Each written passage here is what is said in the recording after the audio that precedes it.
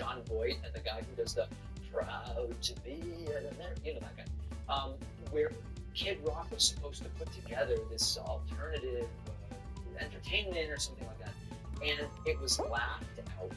It failed completely, and it's really all they have. And so what you see is that because culture isn't just aesthetics, it provides a mission structure. When athletes were doing the Trump dance and UFC fighters were giving Trump their belts and this sort of stuff, it signaled something, and it told a story where young people came to believe there's no cost to embracing Donald Trump. That maybe there's upside even to embracing Donald Trump. You barely see this stuff. Now, in some cases, there are athletes who did it, who have apologized, a couple of UFC guys. In other cases, it's being used to mock Donald Trump. Look at this clown supporting Trump after their win. He's a loser and Trump's a loser. And if you look at this 12 to 24 period in which this happened, you start to see the backlash in places that historically have stayed away from over politics.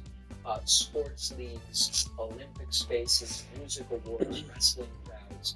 These are all social statement spaces where for a while they stayed out of politics, then they got in and they were sort of Trumpy, and now the signal is shifting again. The right believed it was on the verge of cultural dominance. They were keyed up for it. American pop culture finally was breaking their way, and they were going to be in, wherever, Hollywood, etc. And you're seeing this reversion. And the darker, kind of more uncomfortable reality is that we have to think about why that's happening. It's because a lot of people realize that they were sold a bill of goods by Trump that he can't possibly deliver. But there is an ugliness to this because Trump doesn't really care about democracy, and this is going to be another theme later in the show. We can observe this MAGA cultural collapse all we want, and not much may really change in the short term because they've served the primary purpose, which was to get Trump elected, get him back in the White House. Once they've secured executive power, popularity matters a lot less. Trump's ego bitches.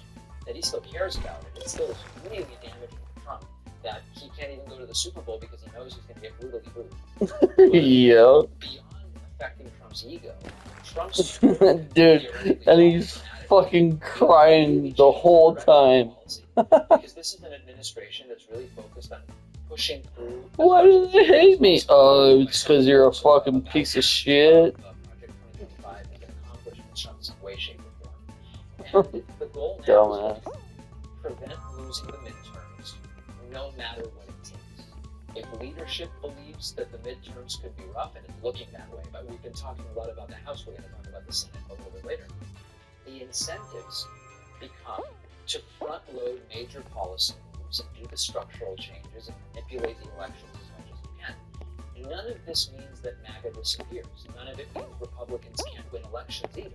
Culture and voting moves in that direction, but they are both perfectly insane.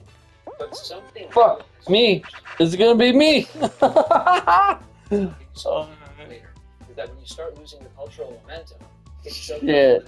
It wasn't me. And the right has spent decades arguing the culture is stacked against us. And for a little moment, look at the split. 12, 18 months later, they are this what the fuck was that? Shit. Polite society sees as embarrassing and cringe and very gauche. And this is the sea change that we're seeing. It's not that Trump has no supporters. It's not that MAGA has disappeared. But there was a period where it was socially neutral to support Trump, or in some cases even socially positive. You get rewarded for that. It is completely eroded. And once that happens, it is really difficult to reverse it. So I believe this is a